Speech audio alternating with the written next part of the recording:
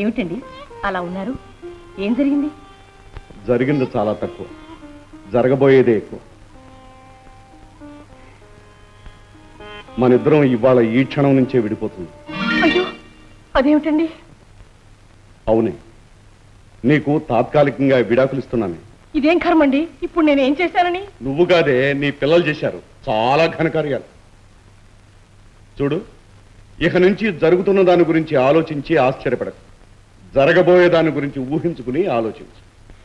ఏమిటోనండి, మీరు చెప్పేది నాకు బొత్తిగా అర్థం కావడం లేదు. నోర్మై, ఏమే నన్నే ఎదురించే స్థితికి వచ్చావు అన్నమాట.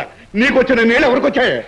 ఇదిగో, కారణాలు చెప్పకుండా మీరు ఇలా కేకలేస్తే నా పై ప్రాణాలు పోయినే పోతాయి. వదిలిపోతుంది. కారణాలు కావాలి నీకు. నెంబర్ 1, నేను ఖరీదాన్ని చేరుకుంటానంటే నువ్వు చౌకబాటు చేరుకోమంటావా? అయ్యో, నోర్మై, నేను స్నానానికి నీళ్లు తోడమంటే నువ్వు మరిగిపోయి నీళ్లు తోడతావా? నోర్మై, నేను ముచ్చటపడి నెక్లెస్ కొంటానంటే నువ్వు వద్దంటావా? అయ్యో రామచంద్ర, ఏమిటండి ఇది? ఏమిటి నాన్న అది? ఏమిటా, మీ అమ్మకి పొగరెక్కింది, కళ్ళు నెత్తికెక్కాయి. 40 ఏళ్ళు కాపురం చేసిన తర్వాత ఈ ముసలోడు ఏం చేస్తానని కన్న కావరు. నాన్న, ఎప్పుడన్నా అమ్మని పల్లెత్తి మాట అన్నావా? ఆలు చూసుకునే నా మీద పెత్తనం చేస్తుంది. పెత్తనం నోరెత్తిందంటే పళ్ళు రాలగొట్టేస్తాను. అమ్మా, ఏమిటమ్మా ఇది? ఏమిటోనమ్మా, మీ నాన్నగారు ఇందాక ఇంటికి వచ్చిన దగ్గర నుంచి పరసలో ప్రభ ఇలా ఊగిపోతున్నారు. నాకంత అయోమయంగా ఉంది. నాన్న, ఏమిటి మూర్ఖత్వం? చూడమ్మా, ఇది భార్యాభర్తల మధ్య వ్యవహారం. జోక్యం చేసుకునే ఉంటే మాట దక్క. కానీ ఆవిడ మా అమ్మ. అందుకని ఆవిడ చేసిన వ్యధపాలన్నీ భరించమంటావా? నాన్న, నువ్వు ఇలా మాట్లాడుతున్నావంటే నాకే ఆశ్చర్యంగా ఉంది.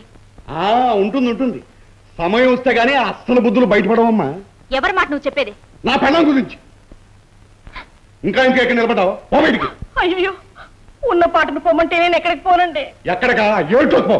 పొమ్మంటే ఎక్కడ పోవాలో అడ్రస్ కూడా నేనే చెప్పాలా? అమ్మా, నీకేం పర్వాలేదమ్మా, నేనున్నాను. నువ్వేం దిక్కులేని దానివి కాదు. విన్నావుగా, నీకు పెద్ద దిక్కు దొరికింది. వెళ్ళు, నిన్ను తీసుకెళ్లి నెత్తిరెక్కుతుకుని ఊరేగిస్తుంది. నాన్న, ఆఖరికి నువ్వు అందరి మగాళ్ళలా.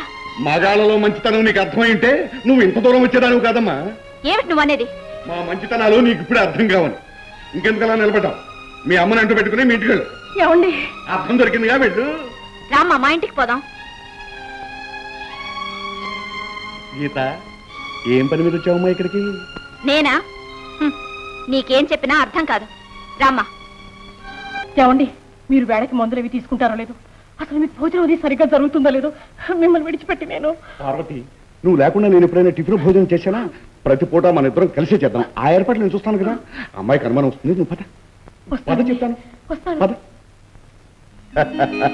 ఏం చిట్టు తల్లి, మొగుడిని వదిలిపెట్టి పుట్టింటికి వచ్చావా? అమ్మను మెడకు చుట్టానుగా, ఏ కుదురుతుందో రాగం.